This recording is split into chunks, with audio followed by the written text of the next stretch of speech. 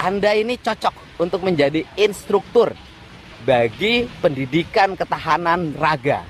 Hebat kalau ada orang Jawa Barat 18 hari tidak makan, tapi wajahnya masih sangar dan teriaknya sangat lantang. Kang Deddy Mulyadi, Gubernur Jawa Barat, didemo oleh massa ex-FPI. Hati-hati,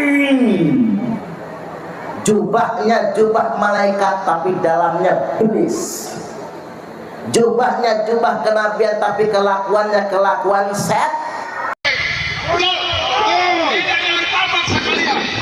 Biarkan petambang lari ke Subang, biarkan kontraktor pemerintah pusat daerah silakan beli ke Purwakarta. Betul.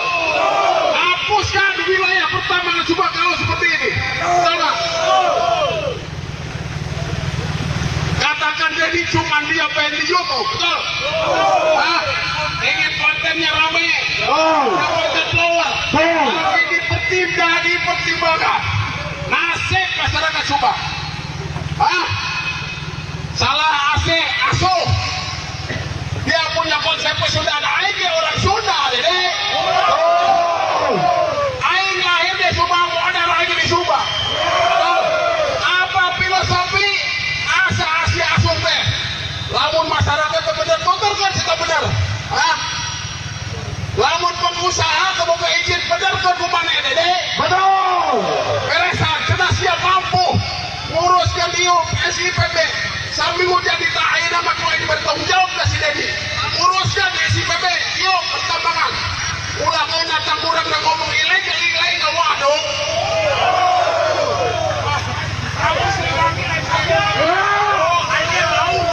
ayo disebut Raja Allah konsep kerajaan Indonesia gak ada konsep kerajaan jangan si Deddy hayang ngeruk menjadi monopoli perusahaan di Subang baru kemudian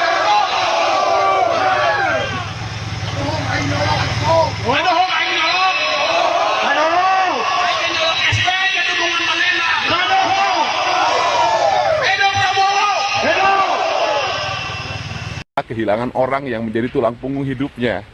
Nah, buat yang teriak-teriak tidak makan 18 hari, wah ini keren banget nih. Anda ini cocok untuk menjadi instruktur bagi pendidikan ketahanan raga. Hebat kalau ada orang Jawa Barat 18 hari tidak makan, tapi wajahnya masih sangar dan teriaknya sangat lantang. Kita butuh ini. Indonesia ini, Jawa Barat nih, orang-orang yang seperti ini bisa hebat kalau berperang di hutan, bisa memenangkan pertarungan. Kayaknya Anda cocok deh jadi instruktur kanuragan, ya. Mudah-mudahan ke depan kita menjadi manusia yang tersadarkan.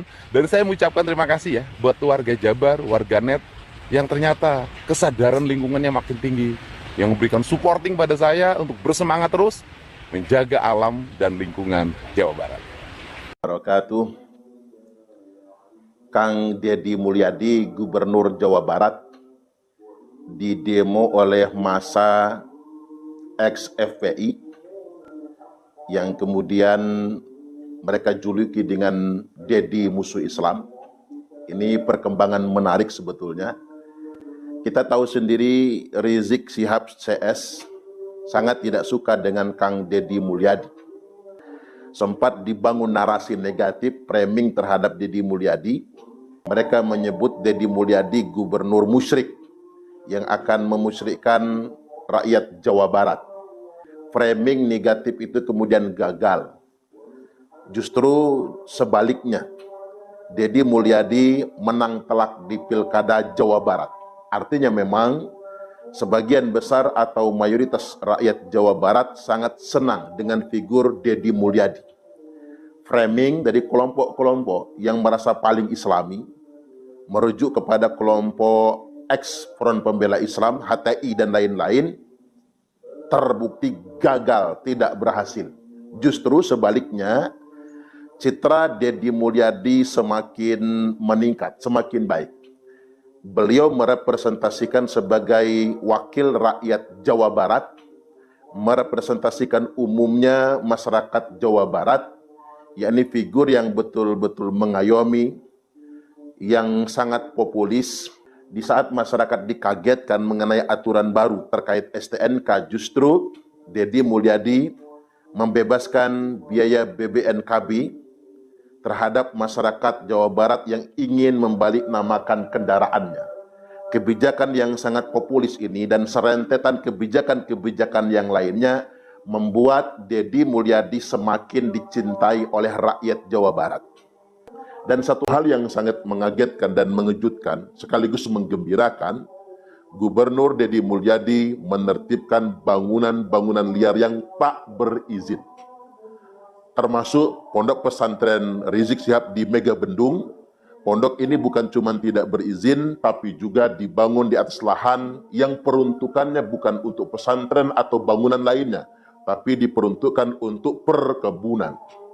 Artinya langkah berani yang dilakukan oleh Deddy Mulyadi ini membuat Rizik Syihab CS terusik.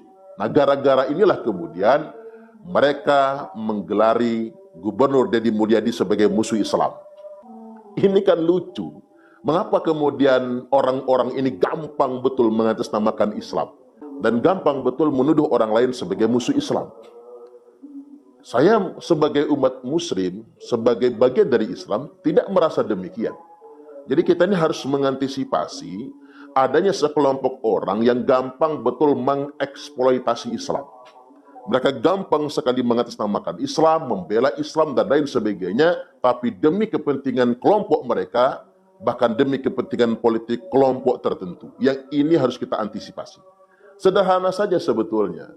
Ketika Rizik Syihab diberi gelar imam besar umat Islam yang mana yang menjadikan dia sebagai imam besar? Setelah kita telusuri ternyata ini skenario Hizbut Tahrir Indonesia untuk mengglorifikasi Rizik Syihab agar menjadi pahlawan, agar representatif mewakili umat Islam, mereka beri gelar dengan sebutan imam besar umat Islam. Enak aja. Konsep imam besar ini kan sama dengan konsep imamah di kaum Syiah sebetulnya. Atau ini menjadi misi dari Hizbut Tahrir Indonesia sebagai tahapan mereka yang katanya dalam tanda kutip ingin menciptakan atau ingin mendirikan khilafah Islamiyah. Nah, tahapannya sebelum mendirikan khilafah Islamiyah dengan mengangkat seorang khalifah, maka mereka angkat dulu imamatul uzmah atau imam besar, imamul a'zam, imam jumbo lah istilahnya. Nah, lantas kemudian Rizik dan anak buahnya kegirangan ketika diangkat kemudian sebagai imam besar umat Islam. Padahal sebetulnya mengangkat diri sebagai imam dari kelompoknya sendiri itu merupakan sebuah perbuatan maksiat. Dan itu melanggar syariat Islam. Karena yang namanya mengangkat imam besar itu harus mewakili dan merepresentasikan semua umat Islam yang ada di muka bumi ini. Cuman sederhananya saya ingin sampaikan pada kesempatan kali ini, fenomena orang yang gampang sekali mengatasnamakan Islam, mengatasnamakan agama, atau bela Islam, bela agama, lantas kemudian gampang betul menuding orang lain musuh Islam. Ini adalah fenomena kamuflase. Hati-hati. Jubahnya jubah malaikat tapi dalamnya iblis. Jubahnya jubah kenabian tapi kelakuannya kelakuan set. Ulang lagi. Jubahnya jubah kenabian tapi kelakuannya kelakuan setan. Panggung-panggung dakwah menjadi panggung provokasi, panggung caci maki. Ada orang yang ngaku-ngaku anak cucu Nabi, lantas kemudian memaki-maki pemerintah, memaki-maki presiden dan lain sebagainya. Rakyat tidak berani mengkritik karena mengapa? Oh, takut kualat niku putune Kanjeng Nabi dan lain sebagainya. Ini yang dimaksudkan oleh sabda Nabi, abghadul ibad ilallah. Hamba Allah yang paling dimurkai, hamba Allah yang paling dibenci itu man kana taubu khairan min amali, orang yang pakaiannya lebih istimewa daripada kelakuannya. Antakuna thiyabu thiyabal anbiya wa amaluhu amal jabbarin. Jubahnya jubah kenabian, pakai gamis, pakai imamah, jubahnya jubah kenabian, tapi kelakuan setan. Makanya jangan tertipu di zaman sekarang ini.